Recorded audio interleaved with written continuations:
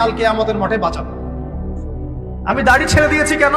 মানুষ আমাকে হুজুর বলবে তাই, এজন্য নয়, বরং আল্লাহর রাসূলের সুন্নাত জীবিত করেছি, ইনশাআল্লাহ আমি 50 জন শহীদ সাহাবীর নেকি পাবো ইনশাআল্লাহ। কেন আমি টাকনুর নিচে কাপড় পরছি না? কারণ কি মানুষ আমাকে বলবে নতুন ফ্যাশন?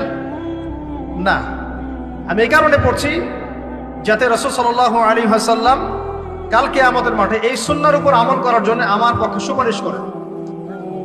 আমার ইবাদত, আমার পর্দা, আমার পরিবার, আমার ব্যবসা, আমার অর্থনীতি, আমার পলিটিক্স সবকিছু আল্লাহর জন্য করব, এই একটা হলো মূলনীতি ইবাদত কবুল হওয়ার। এক। দুই, সেই আমলটা হতে হবে রাসূলের সুন্নাহ মোতাবেক, অন্য কোনো পদ্ধতিতে নয়। মনে করেন আমি একজন খুব বড় বুজুর্গ হয়ে গেছি, নাউজুবিল্লাহ। আমরা এত বড় বুজুর্গ হয়ে যাই নাই, যে টাইটেলগুলো আপনারা দেন এগুলোর কোনো প্রয়োজনও নাই।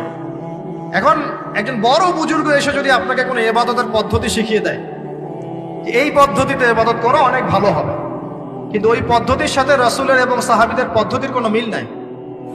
মুখরোচক মনে হলো, দেখতে সুন্দর মনে হলো, এবং অনেক মানুষ তা করছে এরকম দলিল থাকলেও সেই কাজটা করা যাবে না।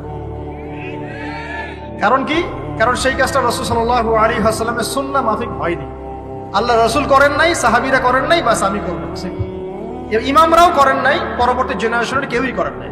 এখন যত ভালো টাটকা মজা লাগুক, দেখতে সুন্দর লাগুক, বহু মানুষ করছে, এইসব দলিলে ইসলাম টিকবে না। আল্লাহ পাক বোঝার তৌফিক দান করুন।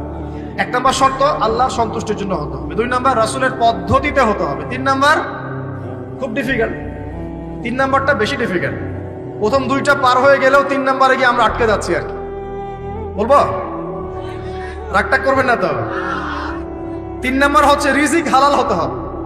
রিজিক হালাল হতে হবে। পশ্চিমের আদলে গড়া এই পুরো বিশ্বের বেশিরভাগ মানুষের রিজিক এখন হারাম। কেন হারাম? কারণ কোনো না কোনো ভাবে আমরা সুদের সাথে সম্পৃক্ত হয়ে যাচ্ছি, কোনো না কোনো ভাবে। আর নবীজি অনেক আগেই বলেছিলেন, 1400 বছর আগে, যে একটা জামানা তোমাদের সামনে আসবে, যে মানুষ সুদ খেতে চাইবে না তার গায়েও সুদের ছিটাফাটা গিয়ে লাগবে। লাগছে কিনা? এখন আপনি খেতে চাইবেন না,